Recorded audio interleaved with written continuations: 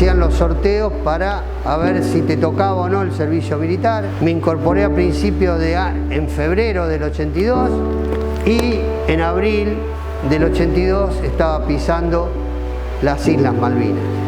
Y empezó una etapa en la cual yo hasta ese momento no me imaginaba en mi vida que iba a estar en una guerra. Y sobre todo, cuando uno habla de guerra, habla de una situación entre la vida y la muerte.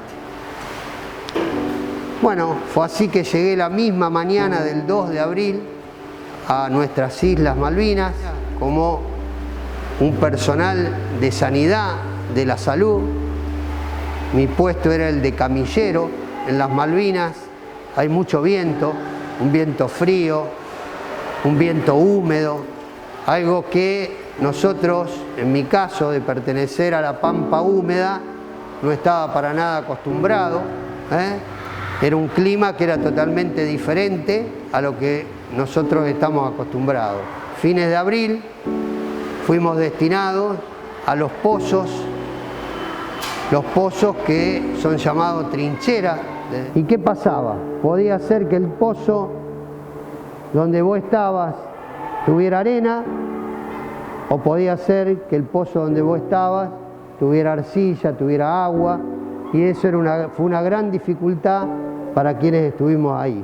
Hubo muchos soldados de Malvinas, como el nombre lo dice, como ustedes lo llevan ahí, en el logo del colegio, ahí en el corazón, que sufrieron, por ejemplo, congelamiento de sus pies, porque si vos estás en un lugar húmedo, en un lugar con agua, en un lugar con frío, la sangre que va hacia abajo deja de ir y empezaron a tener sus pies, que se llama pie de trinchera, por pies congelados.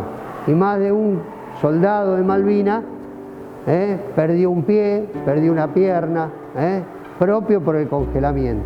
Desde el 1 de mayo, que fue el primer ataque inglés, donde se bombardeó el aeropuerto, hasta el 14 de junio, que fue el último día, sufrimos bombardeo, tanto de barcos como de aviones.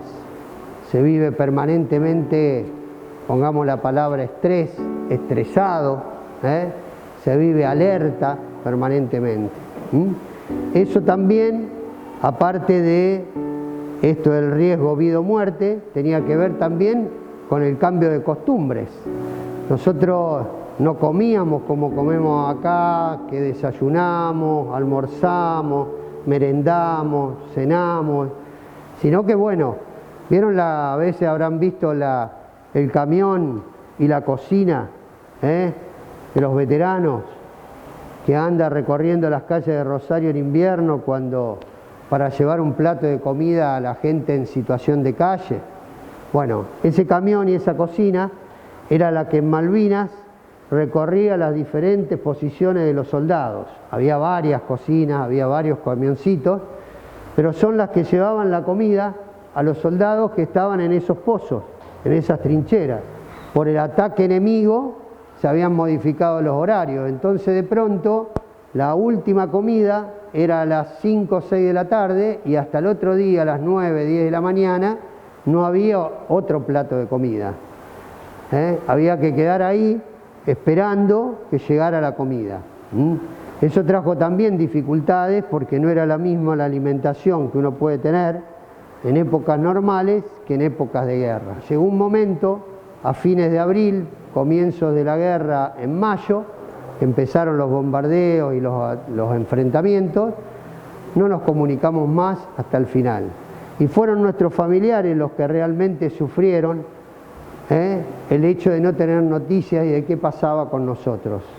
Y fueron los familiares también que por ahí no pudieron despedir a sus seres queridos, aquellos que dejaron la vida en Malvinas, en defensa de nuestro territorio, en defensa de lo nuestro, no los pudieron despedir, quedaron allá, los cuerpos que hasta hace poco, esos cuerpos que antes tenían el nombre soldado solo conocido por Dios, hoy están identificados en su mayoría y lo que permite que los familiares le puedan dar una despedida. Bueno, es a ellos y por ellos también que para nosotros es importante poder estar acá, poder estar contando parte de esta historia contemporánea, de esta historia nuestra, para que no queden en el olvido. Siempre tenemos que recordar que hubo cientos de argentinos que dejaron su vida en las tierras de Malvinas y en el mar argentino, porque el 2 de mayo del 82 hubo algo terrible, que fue el hundimiento del crucero General Belgrano, donde 323 argentinos quedaron en el fondo del mar. Y algún día, a través de la diplomacia, a través de los caminos de la paz, a través de la formación, a través de nuestra poderosa educación, porque nosotros tenemos una educación muy valiosa, nosotros somos un país donde la educación vale, no nos hagan creer que no, nuestra educación vale, no somos diferentes a nadie, ustedes no son diferentes a nadie, y nuestra educación, el valor de nuestra docencia y demás es muy importante. Entonces, a través de todo eso, sin dudas que van a volver a estar con nosotros las islas. ¿Qué sentiste cuando te decían que ibas a ir a la guerra? Lo primero que sentí fue que se presentaba ante mí esto de el riesgo vida o muerte. Uno nunca se imagina, pero hay momentos que llegan las situaciones límites que te van a poner entre la vida y la muerte. Y empecé a sentir incertidumbre, miedo a perder la vida. Pero era el camino y era lo que estaba por delante. Y fue duro, fue difícil esto de convivir con el día a día, la sensación de que seguís o no seguís. ¿Perdiste algún amigo cercano o algo? Cuando en realidad en el lugar que yo estaba, donde yo estaba, los compañeros que tenía cerca, fuimos y volvimos. Sí, cuando llegué a mi regimiento me encontré que muchos con los que compartía no habían vuelto.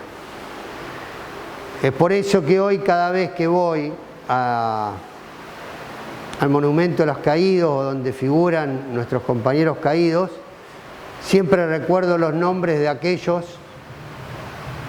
que cuando volvimos de Malvinas ya no estaban. ¿Alguna vez falleció alguien en tus brazos? ¿Cómo? Si alguna vez se murió alguien en tus brazos. No. Como les dije, yo era soldado camillero. Nos llaman que había caído una bomba, un bombardeo aéreo, había caído una bomba sobre la posición de unos soldados, ¿no? Fue la primera vez que yo veía lo que producía una bomba aérea. Es un cráter de 10 metros de diámetro aproximadamente y 5 de profundidad, donde sale toda la tierra, porque eso va, y la bomba se rompe y larga esquirla.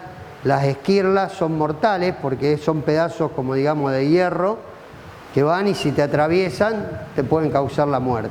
Buscamos y no había rastro de los soldados, no había rastros. Eso habrá durado media hora, uno esperaba encontrarse con lo peor, porque si la bomba había caído ahí, esperaba encontrarse con los cuerpos destruidos de esos soldados. Bueno, se dio por finalizada la búsqueda, porque no aparecía nada. Después de rezar unos rosarios y demás de despedida a los soldados, alguien escuchó una voz que salía de abajo, pidiendo socorro.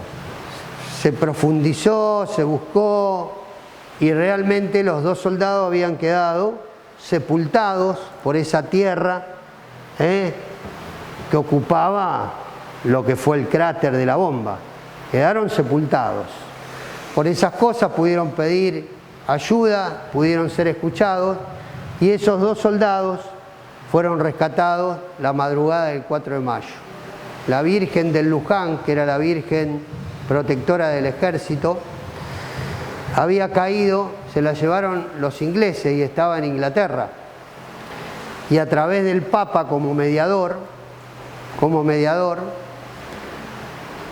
se hizo acá en la Argentina una réplica. Esa réplica, a través del Papa, se le entregó a los ingleses y los ingleses devolvieron la original. Uno de los soldados que fue a buscar la Virgen y que estuvo con el Papa, es uno de esos 2 soldados que fue rescatado por nosotros esa noche. Y por ahí ustedes no, pero en relación a esta noticia había una foto circulando en la cual hay un sacerdote, hay 2 soldados, hay un jeep, hay una virgen, hay un cabo primero, hay unas 5 personas. Dentro de esas 5 personas, mi compañero camillero y yo somos los que estamos en esa foto. Mi compañero es de la provincia de Chubut también, de Esquel. Cuando volvió de Malvinas decidió ser personal de salud. Yo cuando volví de Malvinas también decidí ser personal de salud. Hoy él trabaja en Esquel y yo acá en la provincia de Santa Fe. Bueno, yo estoy muy emocionada. A mí me hace mal como hablar de esto, porque a veces quiero expresarle a mis alumnos este amor que uno siente por las islas. Uno es más grande, como uno fue alumno también y escuchó, y también he conocido soldados que han ido a mi escuela, uno de ellos Julio Más, y la hija es mi amiga. Y bueno, yo cuando los veo, siempre pienso cómo fue el reencuentro con la familia. Yo cuando volví de las islas fui a Puerto Madryn. De Puerto Madryn me llevaron, estuvimos un par de días y de ahí fuimos a Colonia Sarmiento. Todo esto en Chubut.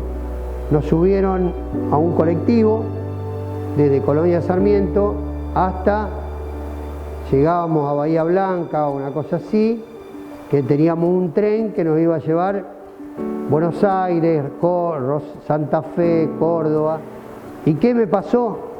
Cuando llegué a la entrada de mi pueblo, que había ido en un colectivo, me bajé y corrí, hasta llegar a mi casa. En realidad no quería encontrar a nadie más que fuera a mi familia. Cuando llegué, les golpeé la ventana de su habitación, porque era de madrugada. Fue un momento lleno de emociones, de alegría, de abrazos y de esas cosas que son imposibles de olvidar y que son difíciles de describir porque es algo inimaginable, ¿no?